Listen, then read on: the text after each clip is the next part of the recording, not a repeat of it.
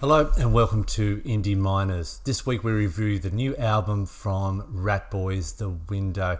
Interesting band, they've been around for 5 albums. Julia Steiner and friends met at university studying, and today we ask the big question: what other artists did before they became famous? So obviously it's pretty hard to just make it big without doing something beforehand. Julia Steiner and her mates obviously are working hard at uni before they became famous, and that's what we're going to look at today. G'day, BJ, how are you? Good, mate. How are you going? Yeah, good, mate. Look, tell us a bit about this band. They've been around for a while.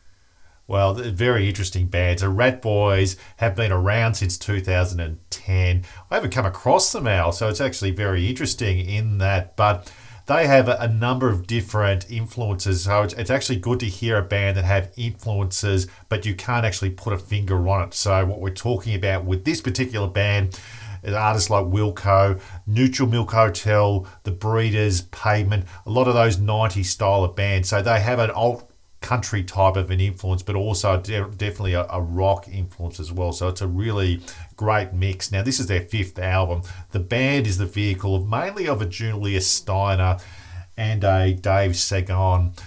They brought 2 others into the fold in recent times post-COVID, so there's now 4 permanent band members.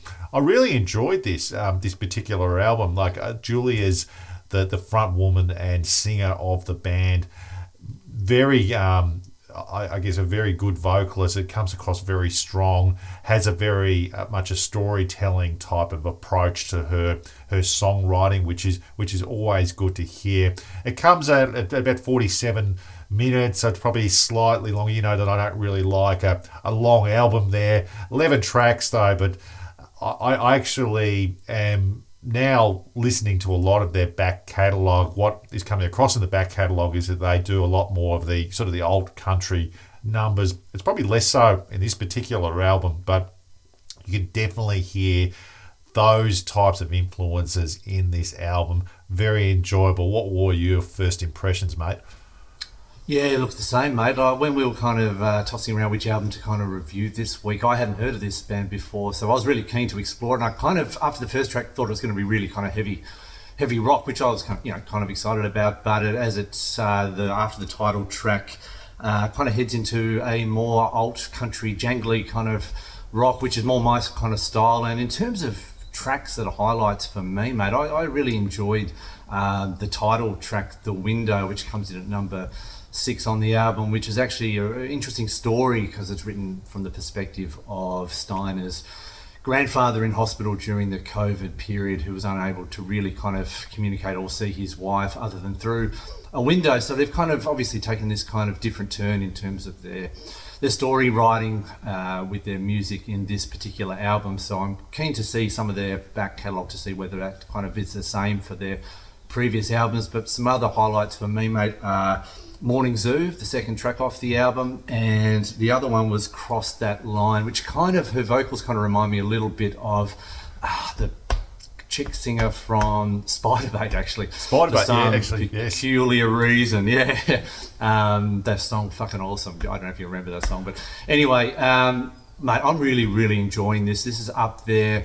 Not quite up there with the band Wet Leg's debut album, but for me it's a real find for 2023, mate. I'm going to give this one to you because you found it and you sent it on, so I won't try and steal your credit there.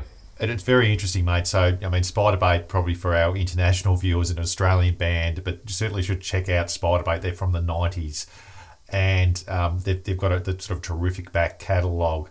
But I must agree, in terms of my favourite tracks, I think It's Alive was probably the standout. So that one is on the YouTubes at the moment, so there is a music video, so please check that out. Same in The Window, but also agree that Morning Zoo was probably up there, so that jangly pop style. I think most of the tracks are pretty standout, and I think that's a fair contender for our pick of the year, certainly. Yeah, definitely, mate. I agree. So in terms of a quick rating to kind of give our viewers where we kind of think this album is, what are your thoughts there?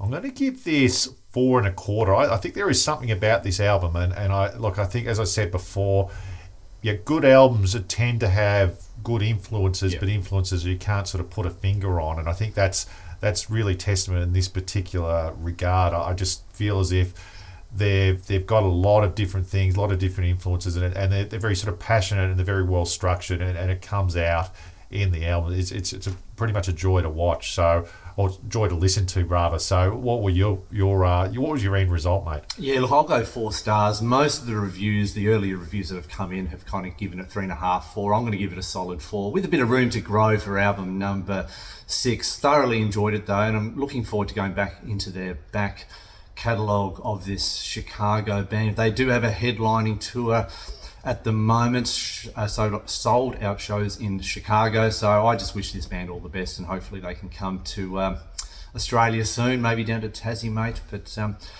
that about wraps this part of the show up, mate. But what I wanted to have a bit of a chat to you about was I've given you 5 different professions. And what I'm going to do is give you 5 different artists, and you've got to think about what they might have done before they became famous. So are you ready to go, mate? Let's see if you can get 5 out of 5.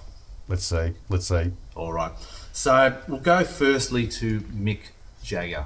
What do you think he did before he became famous? Actually, Mick Jagger's interesting because I think he actually went to university. So they've actually named a school hall or something like that in the School of Economics in London. Like, correct me if I'm wrong in the comments, but I don't know, he's sort of a university lad. I think they were more well-to-do than the Beatles, I've got a feeling, so that they come from a better class in the English system compared to the Beatles. But let me think. I would call out that maybe a janitor. Let me say janitor. He's sort of going through uni and he's doing janitor. No. Incorrect. And I'm not going to give you the answers till the end. Ozzy Osbourne. Ozzy Osbourne. Well, look, you probably just say slaughterhouse there, but I think that's just too obvious. I mean, I think he could have been. I don't know. I think he's a random dude. So let's give him Christmas decorator. Oh, close, but no cigar, mate. You're getting close. Gene Simmons. Gene Simmons. I don't know. I've got a feeling he wasn't quite his persona before he became famous. I think he was a little bit more plainer and more of an everyday guy than what he sort of makes out to be in Kiss. Let me say Porter. Sorry, mate, not doing so well. For those people at home, you probably wouldn't want to take BJ on your quiz team here. Let's go last 2. Kurt Cobain. Kurt Cobain. Slaughterhouse. Let's just go with that. Sorry, mate. Last one. You got to get this one. John Bon Jovi. John Bon Jovi. Yeah, it's funny. Interesting with John Bon Jovi. I think he has got a role in the Star Wars holiday special back in 1978 or something. There's a random fact, and it's really weird. Like, he's this rock star, and he did this lot of thing before he became famous. But what was the 5th one, mate? Elementary school teacher? That was the one, yeah. Let's give him that. Sorry, mate. No. Now, we're about to reveal the 5 answers on the screen here, mate. Should I put you out of your misery? Go for it. I really want to know, actually. I'm very interested. Mick Jagger was a porter at a lunatic asylum. Interesting fact. Ozzy Osbourne was a slaughterhouse worker. You initially thought that, mate? Kurt Cobain was a janitor, or for those in Australia, a cleaner. Fair enough. I guess it smells like Teen Spirit, hey? So I think of the janitor. That's right. So. John Bon Jovi was a Christmas decoration specialist. That kind of makes sense. Yeah.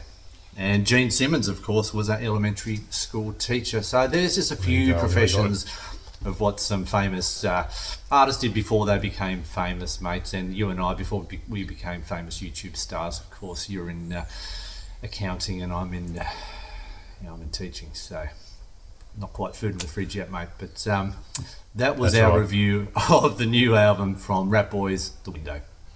That wraps up another episode of Indie Miners. Please look to subscribe to the channel, follow us on Twitter, and let us know if there's an album you would like us to look at. So until next time, bye for now, and thank you for watching.